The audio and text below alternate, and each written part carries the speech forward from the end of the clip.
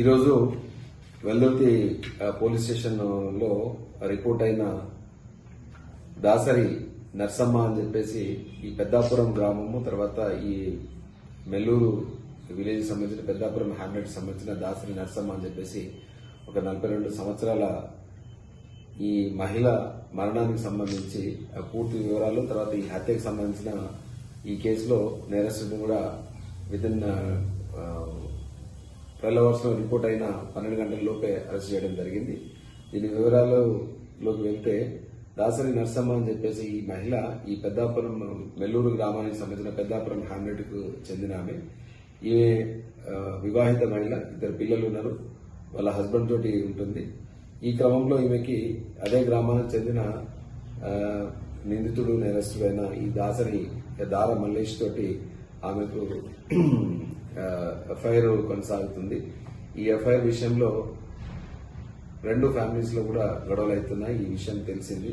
తర్వాత ఈమెను ఈ ఫ్యామిలీస్ కి ఈ గొడవలకి ఈమెనే కారణము అన్న విషయాన్ని ఈ దార మల్లేష్ దృష్టిలో పెట్టుకుని ఆ రోజు 3వ తారీఖు నాడు ఈ విషయంలో వాళ్ళ మధ్యన తీవ్ర మార్నింగ్ వాగ్వివాదం జరిగింది. ఆ వాగ్వివాదం తర్వాత ఈమెను అంతం చేయాలని చెప్పేసి అంతకుముందు నిర్ణయం చేసుకున్న దార మల్లేష్ అందులో భాగంగా ఒక నిర్జన ప్రదేశంలోకి ఆమెను తీసుకెళ్లేసి అక్కడ ఆమెతోటి వాగ్వివాదం జరుగుతున్నప్పుడు ఆమె మెడలో ఈ చలికాలంలో ఆమె ఒక చున్ని శారీలో ఉన్న ఆమె మెడలో ఉన్న చున్నితోనే అక్కడ ఉరి బిగించేసి అక్కడికక్కడే చంపేసి రావడం జరిగింది.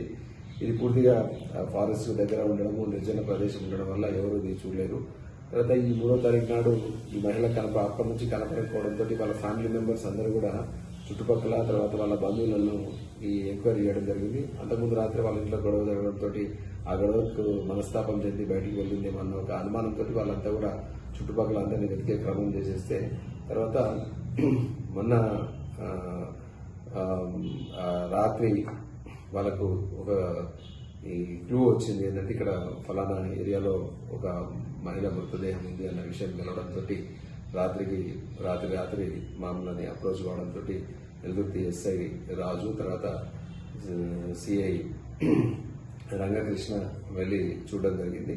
ఆ కేసు కూడా మేము నమోదు చేసుకున్నాం. మర్డర్ కేసు నమోదు చేసుకుని దాంట్లో ఇన్వెస్టిగేషన్ చేయడం జరిగింది. అందులో భాగంగా ఈ ఇన్వెస్టిగేషన్ లో ఈయనకు సంబంధించిన వివరాలు అన్న విషయాలన్నీ బయటపడిన తర్వాత మేము పూర్తిగా క్షుణ్ణంగా అన్ని కోణాల్లో విచారించి తర్వాత నేరస్తుని మేము అదుపులోకి తీసుకొని అడగడంతో ఆయన కన్ఫెస్ చేసినాడు, అడ్మిట్ చేసినాడు.